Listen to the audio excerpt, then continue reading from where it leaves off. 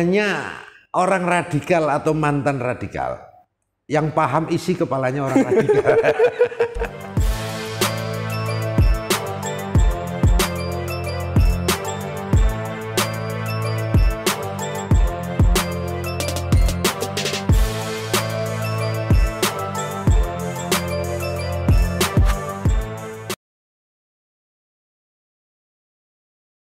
Oke, bismillahirrahmanirrahim. Assalamualaikum warahmatullahi wabarakatuh. Jumpa lagi di Gio TV.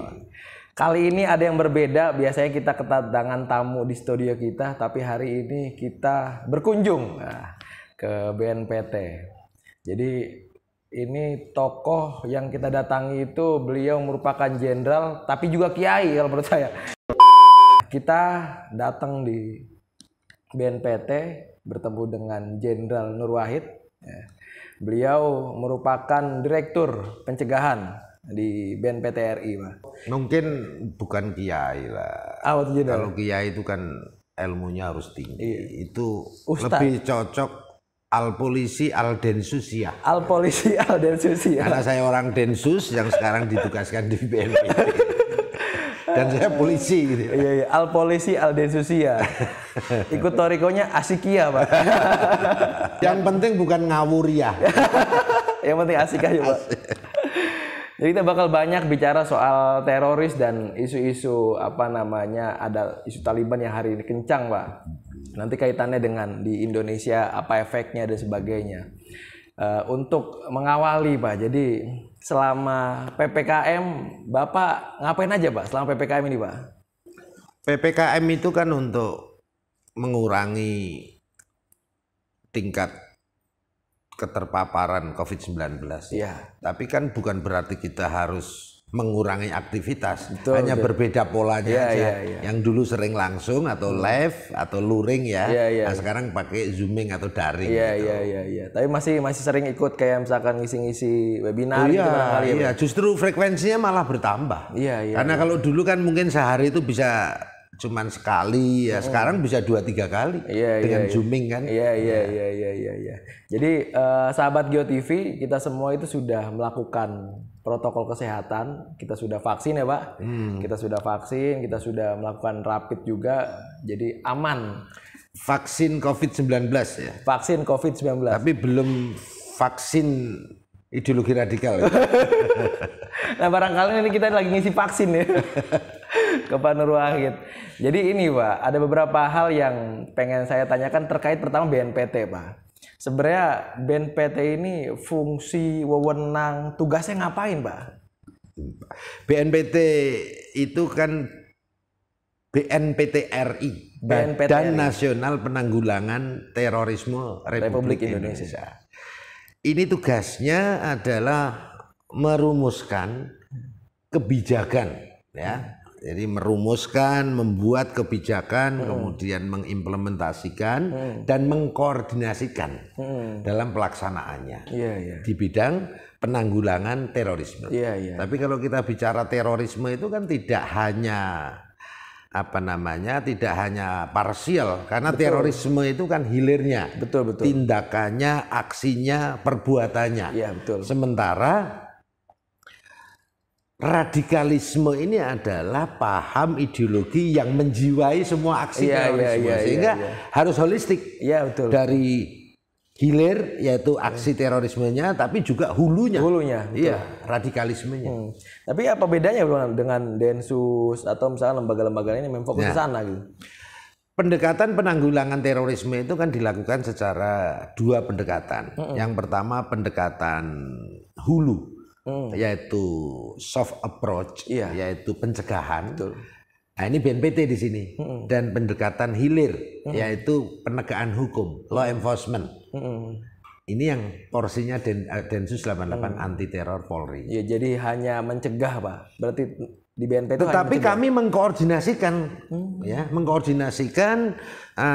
baik aspek hulunya maupun aspek hilirnya, baik pencegahannya maupun penindakan atau law enforcement. Karena ini menjadi PR bersama. PR bersama. Yang dilakukan mungkin bukan hanya BNPT dan Densus, tapi seluruh masyarakat ya. Penanggulangan radikalisme dan terorisme itu menjadi kewajiban segenap elemen masyarakat bangsa dan negara.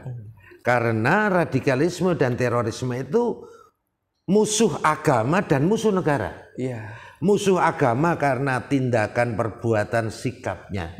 Meskipun mengatasnamakan agama. Meskipun mengatasnamakan agama. Ini bertentangan dengan prinsip-prinsip agama yang rahmatan lil alamin, yang mewajibkan perdamaian, toleransi, kasih sayang, akhlakul karimah, dan mewajibkan untuk menghormati pemimpin ataupun pemerintahan yang sah.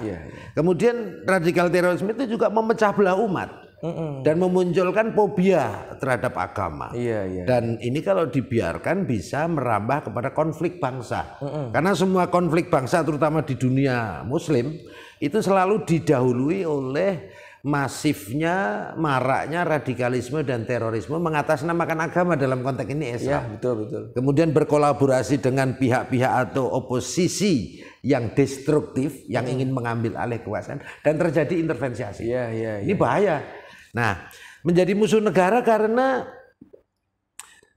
tindakan, ideologi maupun agendanya, pahamnya, ini bertentangan dengan ideologi negara yang mempersatukan bangsa, yaitu Pancasila, maupun bertentangan dengan konsensus nasional yang sudah menjadi perjanjian dan kesepakatan segenap bangsa dan negara, yaitu bertentangan dengan Pancasila, UUD 45, Bhinneka Tunggal Ika, dan NKRI. Jadi harus perlawanan semesta musuh kita. Jadi bukan hanya BNPT tadi ya. BNPT hanya mengkoordinasikan, membuat kebijakan, merumuskan kebijakan, dan melaksanakan serta mengkoordinasikan. Tapi pendampingan itu BNPT lakukan sih Pak. Katakan misalkan ada mantan teroris dan sebagainya. Oh iya. Jadi kita membuat atau membentuk yang namanya gugus tugas pemuka agama. Kita membentuk yang namanya gugus tugas pemuda dan mahasiswa. Kita juga punya FKPT, Forum Koordinasi Pencegahan Terorisme. Itu ada di 34 provinsi. Dan tentunya kita juga melibatkan mantan-mantan napiter atau mitra deradikalisasi, mitra BNPT. Jadi yang mantan teroris justru dilibatkan untuk akhirnya membersamai BNPT dalam penanggalan itu. Karena ada idiom begini, hanya orang radikal atau mantan radikal yang paham isi kepalanya orang radikal. Dan yang bisa masuk hanya dia gitu. Karena ini kan virus ideologi ya. Jadi radikalisme, terorisme, terutama yang mengatasnamakan agama, ini adalah virus ideologi radikal yang menyebabkan penyakit politik dan penyakit spiritual. Yang tahu rasanya kena virus ya orang yang pernah virus. Kecuali OTG. Gimana tuh kalau OTG? Kalau OTG mereka nggak sadar bahwa terpapar virus. Terpapar. Indikatornya orang OTG itu yang OTG yang udah terpapar tapi nggak sadar. Mereka ini sudah anti Pancasila. Kemudian pro khilafah. Kemudian mereka sudah intoleran terhadap keragaman ataupun perbedaan yang menjadi sunatullah. Apalagi Indonesia ini kan majemuk ini. Pak. Kemudian dia udah eksklusif di dalam sikap dan penampilannya. Kemudian dia anti budaya dan anti kearifan lokal keagamaan. Anti tahlil, anti yasinan, anti maulid, anti berjanji dan lain sebagainya. Anti di sini bukan berarti tidak Tidak mungkin boleh karena ini kan ikhtilaf, khilafiyah di dalam agama. Tetapi anti di sini adalah sikap membenci dengan membid'ahkan, menyesatkan, bahkan mengkafir-kafirkan betul. para ulama yang menjalankan itu. Nah, kemudian mereka juga sudah anti pemerintahan yang sah. Anti di sini bukan berarti oposisi, bukan berarti kritis. Oposisi di era demokrasi boleh. Oposisi yang baik, yang membangun, yang menjadi penyeimbang atau mengawasi pemerintahan yang ada. Bukan oposisi yang destruktif. Kritis wajib. kita wajib kritis ya, karena Tuhan murka sama orang-orang yang tidak pakai akal kan. Makanya harus kritis kita ya, tapi kritis yang memberi solusi. Kritis yang argumentatif, kritis yang islami dengan santun, dengan akhlak budi pekerti yang baik. Bukan dengan nyinyir, nyebar hoax, nyebar fitnah, provokatif, adu domba, ya kan? Yang ujungnya nanti mereka adalah membangun distrust, ketidakpercayaan masyarakat terhadap pemerintah. Kenapa? Karena memang gerakan radikal terorisme kan sejatinya adalah gerakan politik, ya, yang ingin mengambil alih kekuasaan dengan memanipulasi agama dan ingin mengganti ideologi negara Pancasila dengan ideologi transnasional, khilafah, dan ingin mengganti sistem negara dengan sistem daulah atau sistem agama menurut versi mereka. Dan ini biasanya cenderung ya dilakukan dengan cara-cara inkonstitusional atau dengan cara-cara menghalalkan segala cara atas nama agama. Ini yang bahaya. Sedangkan negara kita negara hukum yang memang semua diatur ya Pak. Negara hukum adalah salah satu pilar daripada demokrasi. Pilar demokrasi ini kan supremasi hukum, penghormatan HAM, partisipatoris, melibatkan partisipasi masyarakat, dan clean and good governance. Nah kalau supremasi hukum ya kita segala sesuatunya harus mendasari pada hukum yang menjadi kesepakatan. Jadi ada hal yang menarik Pak. Ketika bicara soal teroris, radikalisme dan sebagainya, apakah itu misalkan ini kan yang terjadi belakangan katakan bom di mana-mana itu anak muda Pak, yang akhirnya muncul yang ya mungkin bom bunuh diri lah katakan misalkan anak-anak muda atau misalkan melakukan teror di beberapa kantor dan sebagainya. Apa ini muncul karena memang ketidaktahuan biasanya atau bagaimana Pak biasanya? Hasil survei menunjukkan ada sekitar 12,2% dari seluruh penduduk Indonesia yang masuk dalam kategori indeks potensi radikalisme. Nah, ciri-ciri atau indikatornya tadi yang saya sebutin tadi, yang OTG tadi. Nah, dari 12,2% tadi, kurang lebih 85%-nya adalah generasi muda atau generasi milenial. Generasi milenial itu antara umur 20 sampai 39 tahun. Generasi Z itu antara umur 14 sampai 19 tahun. Generasi X ya, itu antara umur 40 sampai 55. Nah, 55 ke sana itu mungkin namanya generasi XL atau generasi kolonial, nggak ngerti. Tetapi kurang lebih 85% ini anak muda. Ya, antara umur 19 sampai 39 tahun. Pertanyaannya kenapa kan gitu ya? Anak muda ini kan cenderung lebih mudah terpapar labil radikal. Pertama karena labil emosionalnya. Masih dalam fase pematangan ya. Self controlnya masih ya relatif lemah. Kemudian senang cari tantangan baru, hal-hal yang baru, ya kan? Kemudian mereka pemahaman keagamaan, wawasan pengetahuannya masih dalam fase pertumbuhan, perkembangan dan pematangan. Nah, sehingga mudah untuk cenderung dipengaruhi dan memang sasaran yang diprioritaskan oleh kaum radikal adalah generasi muda. Kenapa? Karena dianggap memiliki fase yang panjang, masa panjang yang akan dipersiapkan. Jikalau nanti agenda dia untuk mendirikan negara agama ada penerus ya. Seperti itu. Jadi kalau misalkan kemarin saya beberapa kali baca ada data dari PPIM Pak, ini survei. Bahkan di kampus PTKI Pak, itu 30,6 mahasiswa di Indonesia itu terpapar intoleran. Kalau misalnya ini virus gitu ya, intoleran. Apakah akhirnya misalkan BNPT sendiri juga fokus ke sana Pak dalam penanggulangan, pencegahan sebagainya gitu Pak? Iya.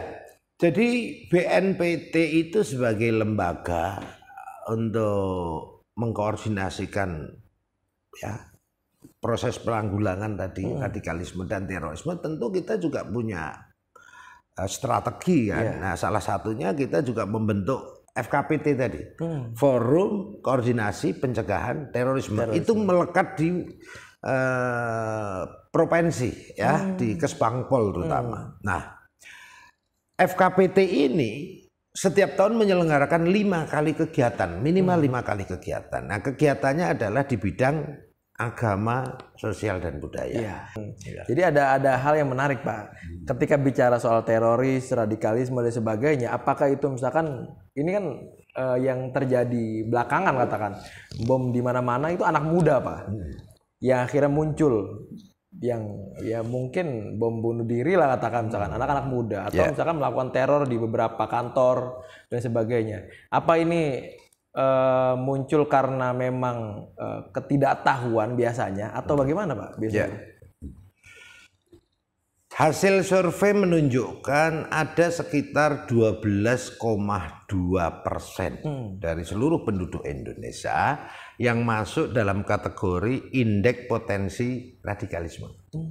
Nah, ciri-ciri atau indikatornya tadi yang saya sebutin tadi, yang OTG tadi. Nah, dari 12,2% tadi, kurang lebih 85%-nya adalah generasi muda atau generasi milenial. Generasi milenial itu antara umur 20 sampai 39 tahun. Generasi Z itu antara umur 14 sampai 19 tahun. Generasi X ya, itu antara umur 40 sampai 55. Nah, 55 ke sana itu mungkin namanya generasi XL atau generasi kolonial, nggak ngerti. Tetapi kurang lebih 85% ini anak muda. Ya, antara umur 19 sampai 39 tahun. Pertanyaannya kenapa kan gitu ya? Anak muda ini kan cenderung lebih mudah terpapar labil radikal. Pertama karena labil emosionalnya. Masih dalam fase pematangan ya. Self controlnya masih ya relatif lemah. Kemudian senang cari tantangan baru, hal-hal yang baru, ya kan? Kemudian mereka pemahaman keagamaan, wawasan pengetahuannya masih dalam fase pertumbuhan, perkembangan dan pematangan. Nah, sehingga mudah untuk cenderung dipengaruhi dan memang sasaran yang diprioritaskan oleh kaum radikal adalah generasi muda. Kenapa? Karena dianggap memiliki fase yang panjang, masa panjang yang akan dipersiapkan. Jikalau nanti agenda dia untuk mendirikan negara agama ada penerus ya. Seperti itu. Jadi kalau misalkan kemarin saya beberapa kali baca ada data dari PPIM, Pak. Ini survei. Bahkan di kampus PTKI, Pak. Itu 30,6 mahasiswa di Indonesia itu terpapar intoleran. Kalau misalkan ini virus gitu ya, intoleran. Apakah akhirnya misalkan BNPT sendiri juga fokus ke sana, Pak, dalam penanggulangan, pencegahan sebagainya gitu, Pak? Iya. Jadi BNPT itu sebagai lembaga untuk mengkoordinasikan ya proses penanggulangan tadi radikalisme dan terorisme, tentu kita juga punya strategi kan. Nah, salah satunya kita juga membentuk FKPT tadi, Forum Koordinasi Pencegahan Terorisme. Itu melekat di provinsi ya, di Kesbangpol terutama. Nah, FKPT ini setiap tahun menyelenggarakan 5 kali kegiatan, minimal 5 kali kegiatan. Nah, kegiatannya adalah di bidang agama, sosial dan budaya. Yang kedua di bidang pemuda dan pendidikan. Kemudian di bidang pemberdayaan perempuan dan anak. Kemudian di bidang media. Nah, media ini penting karena radikalisasi ini kan lebih masif di dunia maya, di dunia media. Baru yang ketiga tentang riset penelitian, terutama di masing-masing provinsi. Nah, otomatis ya kita prioritas juga untuk pemuda karena memang 85% tadi yang OTG yang 12,2% tadi mayoritas pemuda. Nah, termasuk kita juga prioritas kepada 87%, ya 87,8% setelah dikurangi 12,2%. Ini masyarakat yang mayoritas juga pemuda ini moderat. Moderat, orang-orangnya baik, tapi kan tetap rentan terpapar. Maka diberikan vaksinasi ideologi.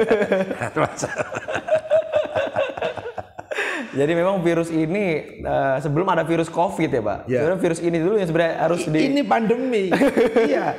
Pandemi COVID-19 itu kan memapar tidak hanya bangsa Indonesia tapi seluruh dunia, ya kan?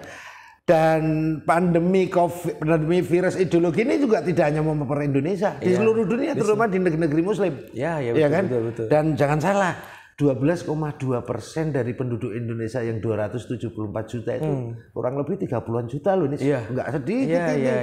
Virus corona berapa yang terbawa? Jadi ini harus menjadi atensi, perhatian khusus ya, karena kan terorisme kan sudah dikategorikan oleh UN, oleh dunia internasional sebagai kejahatan luar biasa atau extraordinary crime. Bahkan dikatakan juga sebagai crime against humanity, kejahatan kemanusiaan, sehingga ini menjadi musuh segenap umat manusia dan bangsa. Tapi sebenarnya pemerintah sendiri sadar nggak sih Pak bahwa ada virus ini Pak? Ya alhamdulillah sadar ya. Cuman memang harus lebih dimaksimalkan kesadarannya. Nah, wujud kesadarannya ini ya, pemerintah sudah mengeluarkan undang-undang tentang terorisme ini adalah Undang-Undang Nomor 5 Tahun 2018. Yang sebelumnya adalah Undang-Undang Nomor 15 Tahun 2003. Yang sebelumnya lagi tahun 2002 berupa Perpu Nomor 1 Tahun 2002. Nah, undang-undang yang sekarang ini Nomor 5 Tahun 2018 yang breakdown-nya ada pada PP Nomor 77 Tahun 2019. Ini sudah cukup bagus. Di mana undang-undang ini memungkinkan ya BNPT Densus 88 anti teror melakukan tindakan preventive strike. Ya. Preventive strike itu menindak, menangkap sebelum melakukan aksi teror. Ya. Jadi ini ada jaringan teror yang kurang lebihnya estimasinya ada sekitar 17-an ribu, termasuk simpatisan dan keluarganya. Kemudian ini selalu dimonitor oleh Densus di bawah koordinasi BNPT. Mana yang berpotensi akan melakukan aksi teror dan perbuatannya memenuhi unsur tindak pidana teror, ya, yang tergabung di dalam Jamaah Islamiyah, Jamaah Ansarud Daulah, Mujahidin Indonesia Timur, Mujahidin Indonesia Barat, Jamaah Ansarul Khilafah dan lain sebagainya. Nah, maka sebelum melakukan aksi teror dilakukan preventive strike. Dan semenjak diperlakukan undang-undang sampai sekarang udah lebih dari 1.300, udah banyak. Cuman kan tidak disiarkan, tidak diekspos, dipublish seperti dulu. Nah, karena kalau ini dipublish, lah malah jadi teror baru kan, masyarakat jadi resah kan gitu ya. Ya makanya kadang-kadang kalau ya mungkin ada di running text sekali tempo betul. Ya ambil hikmahnya kan biar masyarakat tahu bahwa kita bekerja. Biasanya Pak, kalau ini kan belakangan, bahkan kemarin misalkan ada berita tentang Densus yang seminggu dalam sepekan itu 58 menangkap 53 menangkap orang-orang yang terindikasi sebagai teroris katakan. Nah, yang saya tanyakan adalah apa sebenarnya motif mereka biasanya apa Pak? Apa karena pandemi akhirnya soal ekonomi gitu? Atau karena mohon maaf misalkan ada segelintir oknum yang ustadz katanya terus akhirnya memprovokasi atau apa gitu Pak? Gini ya. Semua teroris pasti berpaham radikal, meskipun tidak semua orang yang terpapar paham radikal menjadi teroris atau melakukan aksi teroris. Nah, radikalisme yang menjiwai aksi terorisme ini, ya, ini sejatinya adalah gerakan politik yang ingin mengambil kekuasaan dengan memanipulasi agama atau mengatasnamakan agama tadi. Nah, dan ingin mengganti ideologi negara, ya, dan ingin mengganti sistem negara dengan sistem agama menurut versi mereka. Betul. Nah, ini mereka ini latar belakang atau akar masalah, ya, akar masalah yang melatar belakangnya adalah ideologi, ideologi yang menyimpang, ideologi yang terdistorsi. Makanya para ulama dunia yang tergabung di dalam konferensi internasional di Mesir beberapa bulan yang lalu ya sekitar bulan Februari 2021 membuat suatu kesimpulan ya, ada 29 poin yang salah satu poinnya adalah definisi tentang radikalisme atau ekstremisme dalam terminologi internasional ya. Di situ dikatakan radikalisme atau ekstremisme adalah paham atau ideologi yang dibangun di atas manipulasi dan distorsi agama. Jadi di sini jelas. Akar masalahnya adalah ideologi yang menyimpang. Nah, setiap manusia, ini polanya ya, setiap manusia itu kan punya potensi baik, punya potensi jahat. Demikian pula punya potensi moderat, punya potensi radikal. Ya, betul. Potensi radikal tadi akan muncul menjadi niat atau motif radikal kalau dipicu oleh beberapa faktor yang saya sebut faktor korelatif kriminogen. Kenapa ini pakai teori kriminogen? Karena terorisme kan kejahatan. Nah, kalau kejahatan lebih relevan dengan ilmu kriminologi, meskipun teori-teori yang lain bagus juga gitu loh. Cuman kalau teori kriminologi atau ini sudah familiar di masyarakat. Kamu tahu ada program TV Bang Napi kan? Iya, betul. Ya. Bang Napi itu waspadalah. Karena kejahatan terjadi akibat ketemunya antara niat dan kesempatan. Nah, ini juga begitu. Faktor-faktor yang memunculkan niat radikalisme dan terorisme tadi yang pertama adalah politisasi agama. Atau manipulasi agama. Agama ini dimanipulasi untuk kepentingan politiknya. Ya, pemahaman agama yang menyimpang, tidak kafah. Kafah di sini mereka menganggap kafah itu rukun iman, rukun syariah atau rukun Islam, rukun jihad, atau rukun iman, Islam, rukun khilafah. Padahal kan agama mengajarkan, Nabi mengajarkan rukun iman, rukun Islam, rukun ihsan, atau spiritual atau akhlak. Kemudian faktor yang lain adalah ketidakpuasan, kekecewaan ya di bidang politik dan sosial. Makanya masif kalau sebelum pilpres atau pasca pilpres itu kan marah itu. Musibah. Kemudian adanya ketidakadilan sosial, kemiskinan, kebodohan ya, yang diakibatkan oleh radikalisme bentuk lain. Misalnya liberalisme, kapitalisme, sekularisme yang memunculkan tadi ya kesenjangan sosial dan lain sebagainya. Dan niat tadi kalau sudah ketemu kesempatan atau momen atau polis hasad antara lain adalah pengajian yang radikal. Ustadznya intoleran dan radikal, provokatif. Lingkungan keluarga yang radikal, lingkungan pergaulan terutama dunia maya, dunia medsos ya. Ada 67% lebih konten-konten keagamannya didominasi oleh konten-konten keagamaan yang intoleran dan radikal. Kemudian ketemu jaringan teror, ketemu dengan oknum yang mendonasi, membiayai, mensupport logistik terhadap aktivitas atau gerakan radikalisme dan terorisme.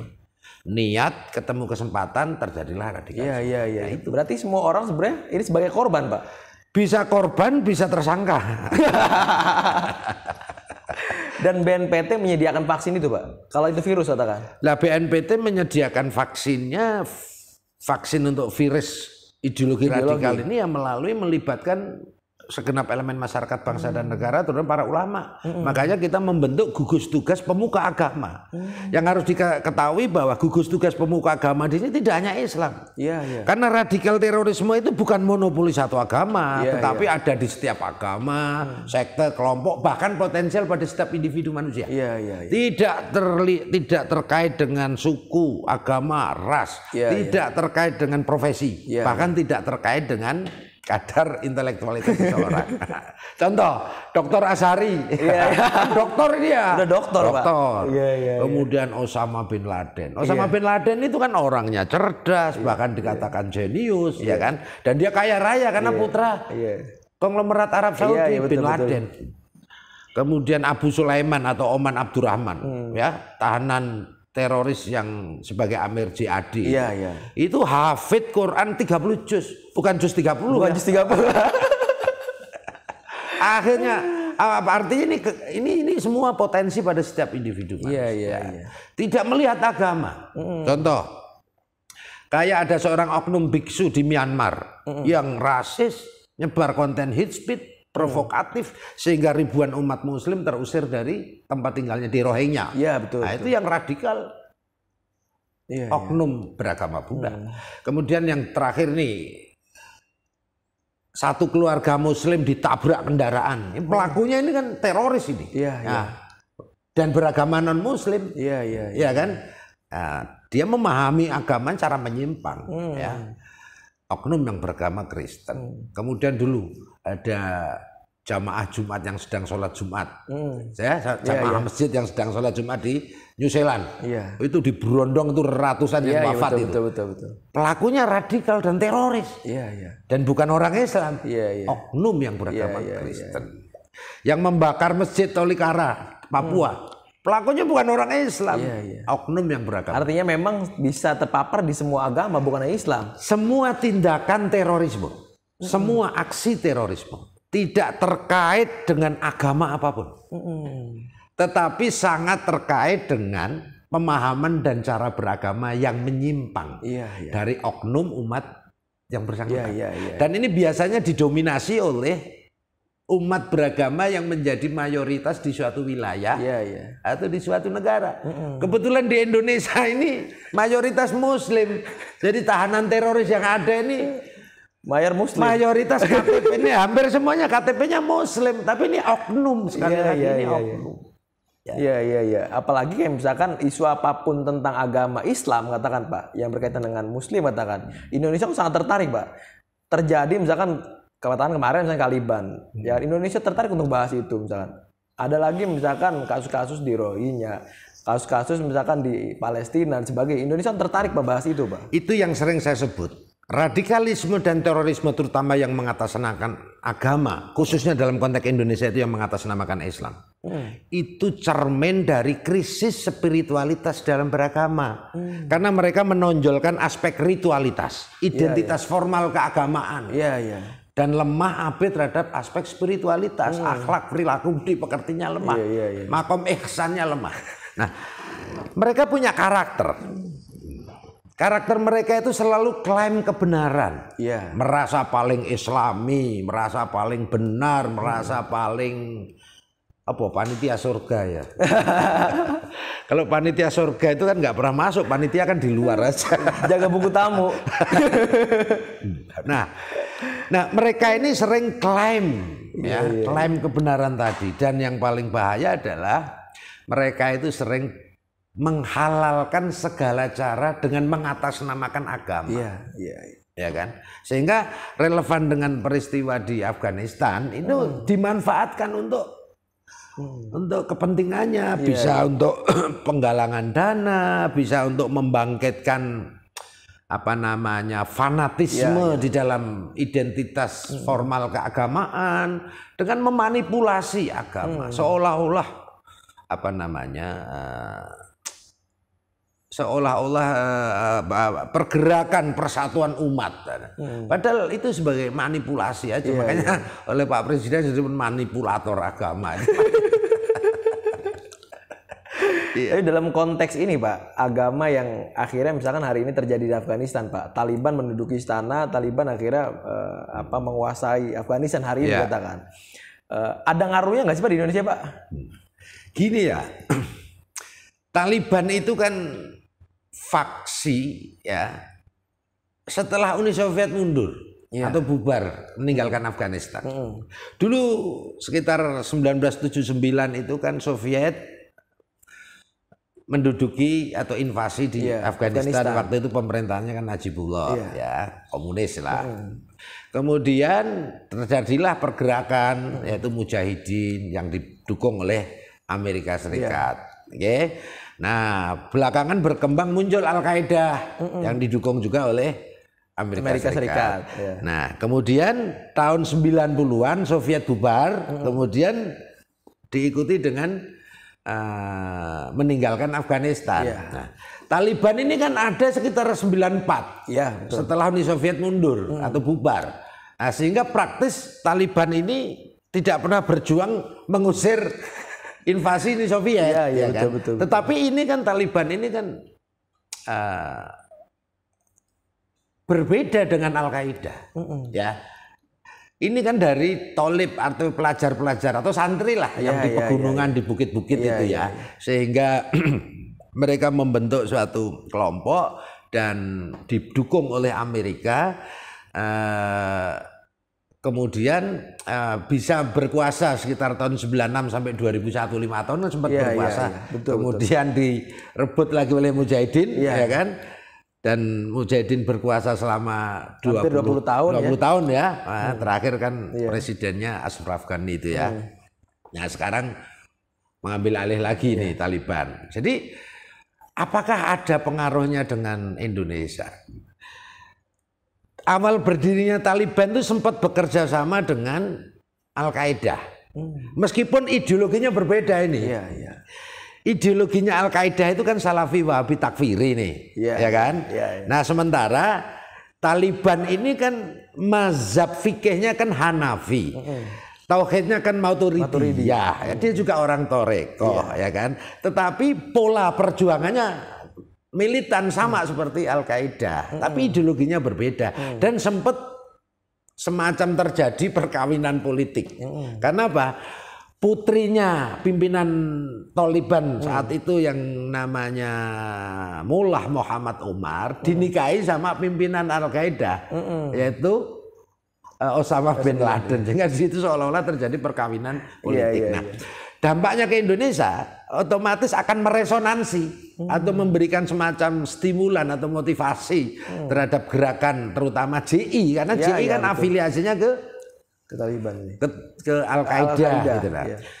Apakah hanya JI? Ya kemungkinan termasuk kelompok-kelompok yang mempropagandakan khilafah ini. Nah, kelompok yang mempropagandakan khilafah ini kan tidak hanya JI, tapi juga JAD, tetapi juga kelompok radikal lainnya misalnya HTI dan lain sebagainya. Banyak bertanya ke saya, terus kalau di Indonesia mirip seperti apa? Mungkin mirip seperti FPI. Karena apa? Taliban ini tidak anti budaya, tidak anti kearifan lokal, tapi pergerakan atau pola perjuangan politiknya, militansinya ya itu tinggi seperti hanya Al-Qaeda. Nah, FPI kan seperti itu. Nah, jadi ya mirip seperti itu. Bedanya jadi, kalau misalkan ada resonansi lah. Iya, bedanya kalau FPI nggak bersenjata, kalau Taliban bersenjata, Pak. Wah, kalau FPI dipersenjatain bahaya banget. Lebih bahaya dari Taliban. Tidak bersenjata aja bisa menggalang massa banyak banget. Iya. Jadi Taliban sebenarnya punya nasionalisme juga ya. Dia kan ya apa namanya? Ya ideologinya tidak transnasional menurut saya sih ya. Yang ideologinya transnasional itu ideologi Wahabi, Wahabi Takfiri, yaitu jaringan teror dalam ini Al-Qaeda itu, yang afiliasinya di sini JI. Iya, kalau misalkan bicara soal sejarah Taliban, katakan Pak. Dulu kalau kita search tentang Taliban dulu pernah juga melakukan kekerasan, Pak. Ya, melakukan kekerasan, dan hari ini banyak pengamat yang bilang bahwa Taliban hari ini berbeda kok. Tidak seperti dulu gitu ya.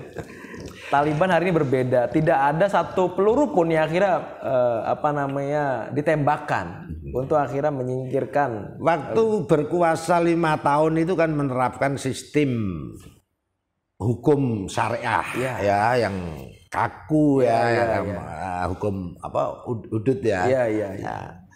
Nah, tapi kan kembali lagi hukum syariah ini kan juga masih menjadi khilafiyah atau ikhtilaf kan ya. Ya, dan hukum kan tidak bisa dipahami secara kaku ya, tapi kan harus dinamis ya. Betul. Para ulama yang ahli kan ya. Iya, betul. Memang dalam sistem kaidah fikihnya ya, terutama penerapan sistem kenegaraan maupun hukumnya lebih kepada cenderung puritan ya. Ya. Taliban cenderung puritan. Iya, betul. Nah, seperti itu. Jadi memang kalau Bapak sendiri Pak, sepakat gak Pak Taliban hari ini berbeda Pak? Kita tunggu aja, kita lihat aja ya, kita lihat aja. Kalau masih ingin menerapkan hukum seperti dulu ya nggak berubah. Iya. Ya. Meskipun sekarang ada 5 janji itu kan yang menerima semua negara, tidak ingin berkonflik dengan semua negara dan sebagainya. Tapi kita tunggu saja ke depan. Kita tunggu aja, kita wait and see. Dan yang perlu diingat bahwa bangsa kita ini adalah bangsa yang memegang prinsip sesuai amanah undang-undang adalah untuk turut serta ya di dalam menciptakan kemerdekaan, perdamaian abadi dan keadilan sosial. Kita kan non blok nih. Ya, betul. Kalau non blok ya kita ya harus non blok, harus moderat. Kita tidak boleh ikut campur urusan dalam negeri. Ya suatu negara dan tentunya kita juga harus melihat animo opini dunia internasional terutama PBB. Jadi kita harus hati-hati nih. Jadi ada satu pertanyaan terakhir nih, Pak. Bicara soal Indonesia, Pak. Ini kan banyak banget suku, ragam budaya apapun lah, pulau, bahkan misalkan saya sering misalkan Bapak bilang bahwa ada satu letak yang mungkin belum ada namanya nih pulau ini nih gitu ya. Ini kan sebenarnya sangat mudah untuk dipapar isu-isu radikal, Pak.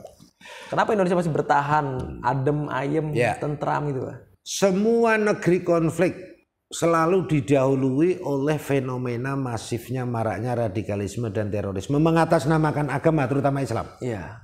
Kemudian berkolaborasi dengan oposisi yang destruktif dan terjadi intervensi asing seperti yang terjadi di Libya, di Suriah, di Irak, di Yaman, kemudian di Somalia, Nigeria dan lain sebagainya termasuk Afghanistan. Nah, bangsa Arab itu hanya satu suku bangsa, satu bahasa, itu pecah menjadi belasan negara. Bangsa Eropa hanya beberapa suku bangsa, pecah menjadi beberapa negara. Afghanistan itu hanya 6 atau 7 suku bangsa. 40 tahun kisruh, nggak rampung-rampung sampai sekarang. Bangsa Indonesia adalah negeri yang memiliki potensial konflik, bisa jadi terbesar di dunia. Betul. Karena memiliki 700-an etnis. Dan lebih dari 1.200 suku bangsa, lebih dari 1.000 bahasa lokal, memiliki pulau 17.400 lebih, ya kan? Indonesia letaknya sangat strategis di antara dua benua, dua samudra.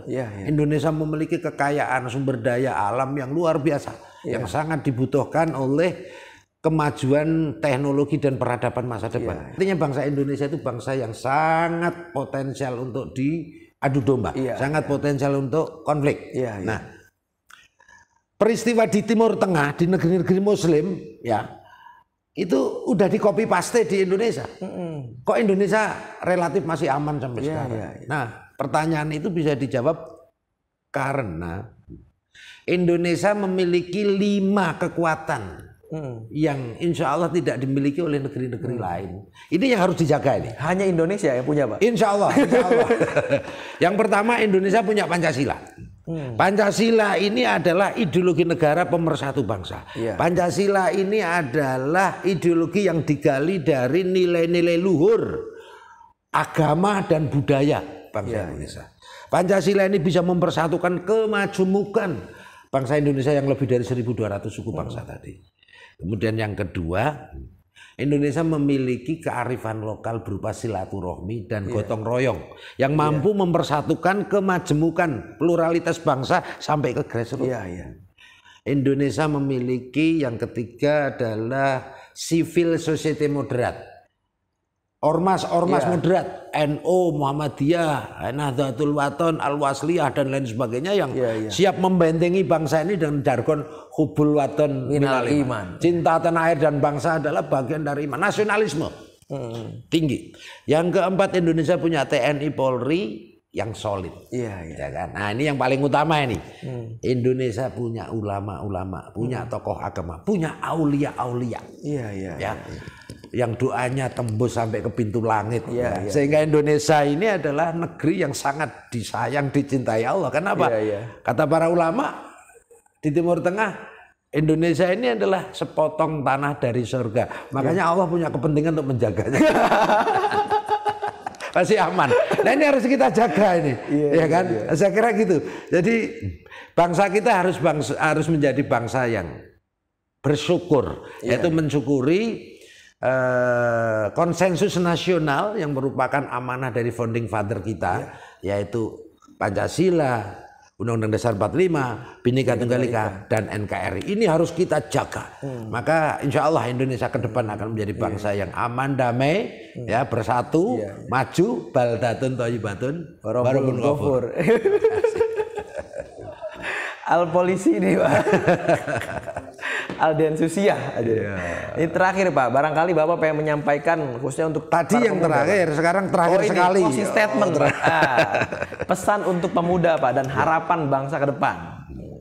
Ya, Karena pemuda ini banyak disasar oleh kaum radikal, ya 85% dari 12,2% tadi terpapar, ya dengan masuk dalam indikator indeks potensi radikalisme.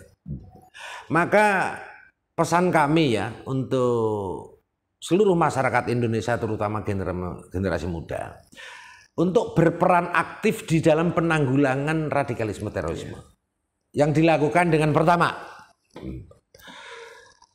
harus selalu militan untuk menebarkan konten-konten perdamaian, konten toleransi, konten persatuan, konten cinta tanah air, konten NKRI Pancasila harga mati. Ini harus aktif dan militan, jangan diem. Terutama yang 87,8% setelah dikurangi 12,2%. Itu harus aktif, makanya disebut silent majority, karena banyak diemnya.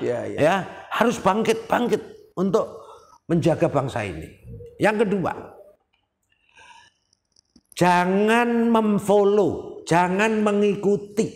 Ya, kalau yang sudah mengikuti segera unfollow terhadap tokoh ataupun ustadz yang intoleran dan radikal. Karena itu bisa menjadi pintu masuk ya radikalisme dan terorisme. Ya kan? Kemudian ikuti, ya. Yang ketiga, ikuti, follow ustadz, tokoh ya yang toleran, yang mengajarkan rahmatan lil alamin, yang mengajarkan akhlak, ya, yang adem, yang membuat kita tentram, damai, tidak memecah belah, tidak provokatif, ya. Ustadz-ustadz yang mengajarkan kerohanian, spiritual, akhlak, perilaku, budi pekerti, jangan yang provokatif, yang nyebar hoax atau hate speech ataupun fitnah dan lainnya. Nah, itu aja 3. Maka kalau itu sudah dilakukan, insya Allah bangsa ini akan menjadi bangsa aman, damai, maju, sejahtera. Amin. Ini terima kasih nih Pak atas waktunya Pak. Jadi banyak ilmu yang bermanfaat yang bisa tanamkan di diri pemuda Pak. Bukan hanya berkaitan dengan terorisme, tapi teman-teman sahabat Gio juga harus mampu aktif. Karena masih ada 80 sekian persen tadi yang 87,8% yang masih diam gitu. Jadi masih banyak tokoh-tokoh ulama yang toleran, moderat, dan cinta tanah air ini yang harus diikutin gitu. Bukan ustadz-ustadz atau misalkan ulama-ulama yang justru menebar kebencian, hate speech, intoleran, sebagainya. Ini merupakan virus yang harus disadari bahwa ini menjadi virus bersama, bukan hanya COVID-19 tapi virus ideologi. Jadi kalau misalkan pengen vaksin, datang ke ulama yang toleran, yang moderat, yang cinta tanah air, sehingga bisa sembuh dari virus tersebut Pak. Yakinlah bahwa radikalisme dan terorisme itu adalah proksi untuk menghancurkan, memecah belah umat beragama dan bangsa Indonesia. Maka harus kita lawan bersama. Jadi bukan hanya PR BNPT, bukan hanya PR pemerintah, Densus 88 sebagainya, tapi ini PR kita bersama untuk menyingkirkan gitu Pak, untuk menghilangkan radikalisme di Indonesia. Oke, terima kasih Pak sekali lagi Pak. Terima kasih kembali atas waktunya di Gio TV. Semoga ini akhirnya bisa jadi manfaat untuk semua. Dari saya Arif Fadilah. Wassalamualaikum warahmatullahi wabarakatuh. Waalaikumsalam warahmatullahi wabarakatuh. Merdeka, salam sehat. Salam sehat. BNPT milik kita bersama membangun harmoni bangsa. Merdeka.